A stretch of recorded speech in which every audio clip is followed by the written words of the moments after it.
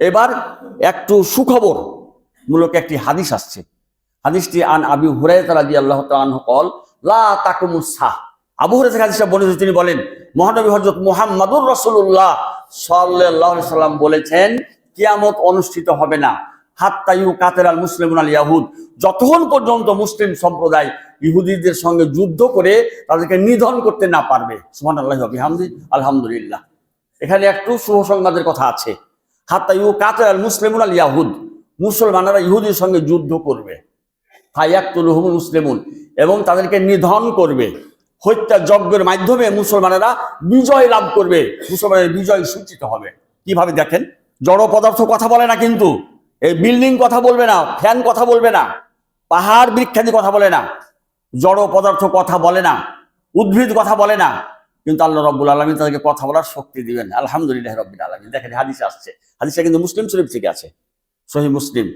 কি বলছেন, হাত্তা ইয়াকতাবিয়াল ইয়াহুদি মিন ওয়ারাই হাজার আল হাজার, এই মুসলমানের আঘাত সহ্য করতে যখন পারবে না, ইহুদিরা দাঁড়াতে তো পারবেই না, আঘাতও সহ্য করতে পারবে, যখন তারা আত্মগোপন করার চেষ্টা করবে, গাছের পিছন দিকে দাঁড়াবে, বড় পাথরের পিছন দিকে দাঁড়াবে, বিল্ডিং এর পাশে আশ্রয় নেবে তারা।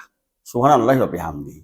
আল্লাহ রাব্বুল আলামিন সেই জড় পদার্থের এবং উদ্ভিদের জোবান খুলে দিবেন। ওয়ায়াকুলু হাজার আল হাজার, সব তখন কথা বলবে, যার পিছনে যে ইহুদি আছে সবাই কথা বলবে। কি বলবে, ইয়া মুসলিম ইয়া আব্দুল্লাহ, হে মুসলমান, হে আল্লাহর বান্দা, হাজা ইহুদি খালফি, ইহুদি আমার পিছনে আছে, আশ্রয় নিয়ে আছে, তুমি দেখতে পাচ্ছ না, তুমি পিছন দিকে আসো, তাকে পেয়ে যাবে। ফাতালা, তুমি আসো, ফাকতুলহু, তাকে হত্যা করো। সুবহানাল্লাহি ওয়া বিহামদিহি, তাকে হত্যা করো।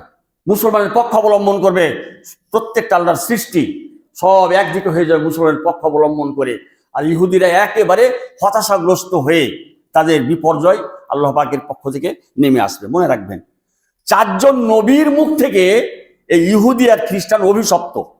দাউদ নবীর পক্ষ থেকে, সুলাইমান নবীর পক্ষ থেকে, ঈসা নবীর পক্ষ থেকে, এবং আমাদের মুহাম্মদ সাল্লাল্লাহু আলাইহি সাল্লামের পক্ষ থেকে। সুবহানাল্লাহি ওয়া বিহামদিহি। সূরা ফাতিহা আমরা পড়ি, গায়রিল মাগযুব আলাইহিম ওয়ালাদ দাল্লিন, এই দুটো সম্প্রদায় মাগযুব এবং হলো জল। 4 জন নবীর পক্ষ থেকে এদের প্রতি আল্লাহ পাক অভিসম্পদ করিয়েছেন নবীর মাধ্যমে। আর এই ইহুদিরা এরকম অবস্থায় তাদের নিধন হবে, তাদের বিলুপ্ত হয়ে যাবে তারা। ইল্লাল গারকান, কিন্তু একটা গাছ কিন্তু বলবে না, যে গাছের পিছনে ইহুদি আশ্রয় নিয়ে আছে, সেই গাছ কিন্তু বলবে না যে আমার পিছনে ইহুদি আছে, তুমি এসো মারো, এ কথা বলবে না। কারণ ফাইন্নাহু মিন শাজারিল ইয়াহুদ, ওই গাছটা হলো ইহুদিদের গাছ। আর যে বাবলার গাছের কথা বলছি, এটা হলো গুই বাবলা বলা হয়, আমাদের আঞ্চলিক ভাষায় গুই বাবলা বলা হয়।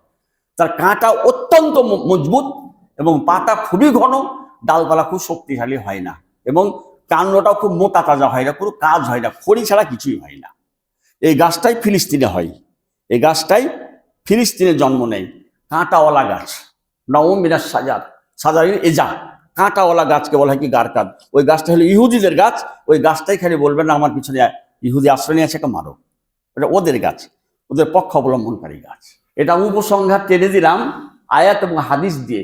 বিষয়বস্তু হচ্ছে কি, আমরা মুসলিম, দাজ্জাল হচ্ছে কি ইহুদিদের দোসর, সুতরাং, আর দাজ্জালের দোসর কি ইহুদি, সুতরাং এর থেকে আমাদের একটু শনাক্ত করে জীবন যাপন করতে হবে, আশাবাদ ব্যক্ত করে আমার কথার সমাপ্তি টানছি। আকুলু কওলি হাজা ওয়া মা আলাইনা ইল্লাল বালাগ। আসসালামু আলাইকুম ওয়া রাহমাতুল্লাহি ওয়া বারাকাতুহু।